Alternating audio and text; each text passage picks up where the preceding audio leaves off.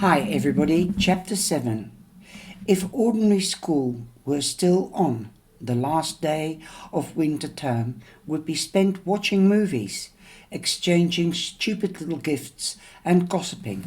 There would be home parties and shopping trips for glittery clothes and hot chocolates.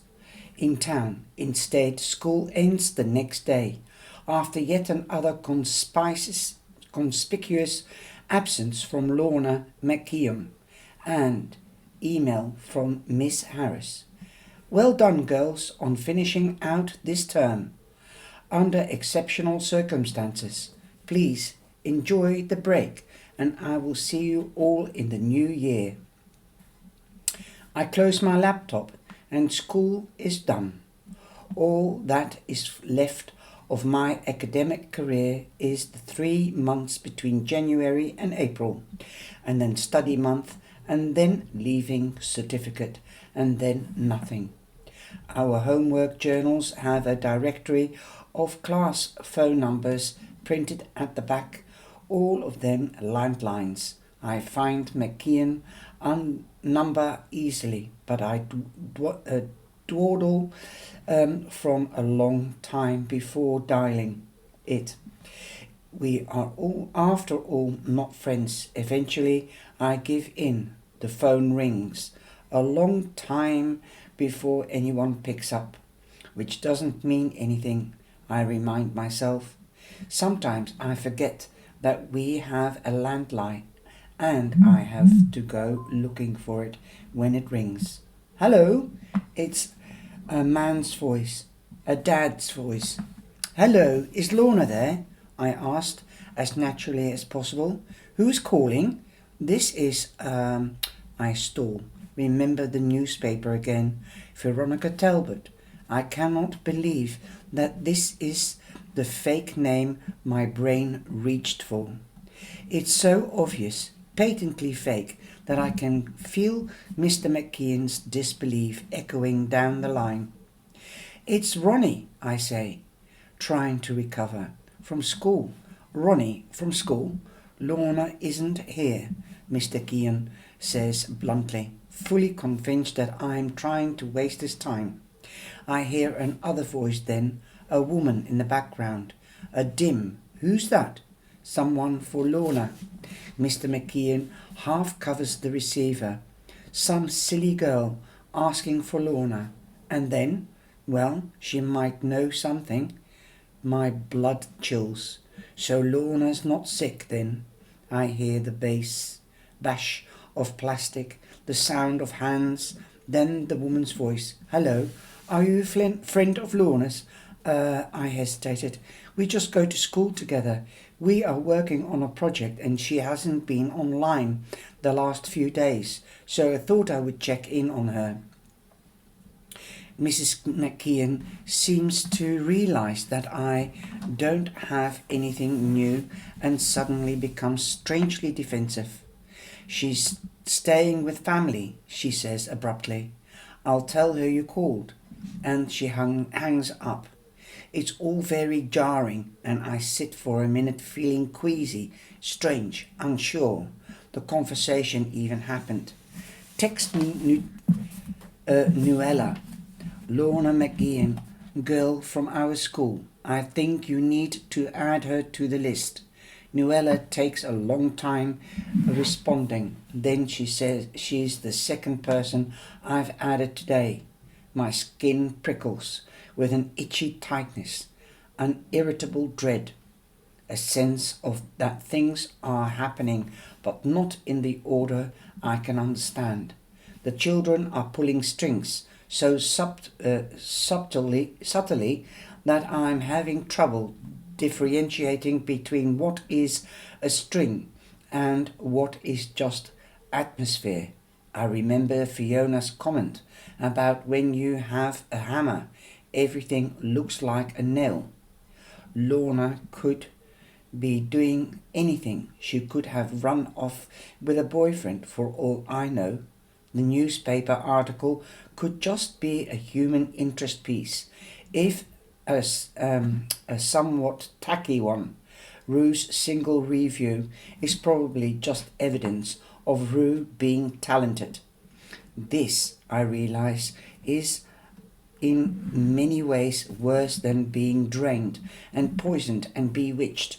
At least those things were obvious. This is just the slow unwinding of circumstances, of things that feel fairly close to the ordinary. I asked my dad to drive me to Fiona's so that we can all get ready together. He jumps at the chance to be needed and chatters to me happily in the car. Everyone's back tomorrow, he says. Abby's flying in at lunchtime. The boys are driving down in the evening, Joe says. She'll come back tomorrow too. I bother my fingers with my teeth. You all right? Are you all right, Maeve? It's written wrong. Again, sometimes happens in this book. I hesitate. Sometimes it's helpful to throw them a bone. Something they can manage. Maybe Lorna is one of those things. There's a girl in my class, I began, who hasn't been around for a few days, and when I called her house to see whether she is, her parents were really weird with me. He nods. Maybe she was too sick to come to the phone. No, she wasn't sick. She was not there. They tried to see if I knew anything, and when I didn't, they hung up. I see, he says, nodding again. Well, maybe it's a delicate situation, a family thing. People are still very private about things. There's an Irish instinct for hushing things up. I think that we are not quite over. When we get to Fiona's house, he gives me a hug around the shoulders. You'll stay safe, won't you? No, talking to anyone strange. Do you think that's how people go missing? I ask. Because they talk to someone who's strange? He looks briefly mystified, like I'm challenging him. I can tell that even my dad, my lovely, funny dad, still believes in that girls who disappear must have done something to deserve it, or not deserve it. Explain it. I glanced back at him through drizzle, his face already a blur. Fiona's house is always the best place to get ready before her mum has the best clothes. Marie also takes it as a compliment to her everlasting good taste if we want to borrow anything, so she's always flinging clothes at me. The spare bedroom is loaded with her touring outfits from her own musician days. Maeve, take this, Mary says, handing me a pink cowboy shirt with red piping. I wore it in the 80s, but I see these in the shops now. They are everywhere. She's right. They are everywhere, and it looks great on me. Keep it, she says. No, I reply, fanning protest. I couldn't. Shh! Of course you could. You already have. Let me press it. First, I wrestle the shirt off, give it to her, then sit on my bra on Fiona's bed. What are you guys getting for Christmas? Lily suddenly asked once Fi's mum leaves. From your parents, I mean. Money, Fiona says. Money, I repeat. Money, Lily nods. I think I'm going to buy a tattoo gun. What? I asked, astounded. Why? Well, there are only like €70 on eBay, and they don't look difficult to use. I've watched tutorials. No, but I mean, why tattoos? She suddenly goes shy. I went into a shop the other day, she says, a tattoo shop, just, to look at the sample tattoos on the walls. It's a bit like going to an art gallery, she says. This says like tattoos have been a private part of Lily's life for some time now, and she has chosen today to share the information. It's best not to jump on Lily too much when she gets into sharing mode.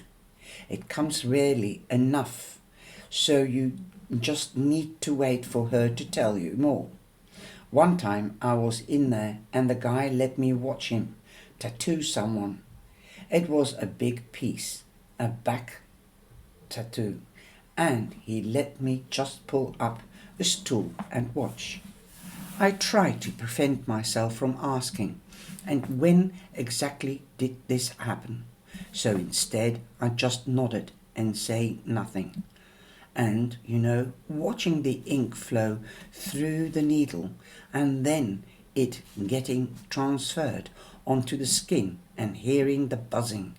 I don't know, guys. It made me feel so calm. How? Fiona asked. It kind of reminds me that the good thing about being alive is that you can always change, even if it's something small. That's so cool, Fiona. I both say, clearly relieved that Lily has found something to like about being a person. And I gave her myself a stick and a poke. At what? A stick and a poke, like a homemade tattoo, with one of my dad's clean insulin needles and ink. And at this, she kneels down on the ground and rolls up her black pleater leggings, exposing her white calf. At first, I have no idea what I'm supposed to be looking at. Then I peer more closely and see a little black speck that I first mistake for a freckle. And then we've got :D. And suddenly Fiona and I are screaming, laughing. There's something so unbelievably funny about Lily, the blue-haired Buddha that she is, tattooing herself with a little open mouth, smiley imago. Lily, thank God, laughs too. I know it's silly, she says. Cheeks bright red, but it's very hard for me to like things, and this is a little reminder that things are nice. I sling my arm around her, my oldest friend, and kiss her head. I know, love, I know. I want one, Fiona says, in the same place. Me too. We say this meaning. We want one eventually, but Lily smiles mischievously and reaches for her leg. Well, I've got the stuff with me. The needles and ink, I mean. I just need gloves and a sanitizer. Fiona's eyes widen. Oh my God, wait there. She disappears and comes back with the cowboy shirt, hiding the rubber gloves and sanitizer underneath it. Mum is on dinner now. She won't come up again. We are buzzing with this new plot, which is dangerous without being the mortal danger we are used to and falls firmly under the umbrella of teenage rebellion. It always feels like we are play acting when we do stuff like this, the kind of stuff that other teenagers might do. Lily washes her hands, snaps on the gloves, and starts scratching our skin with ink-soaked needles. It doesn't hurt very much. It feels like a sharp fingernail scratching hard, uncomfortable but not necessarily painful.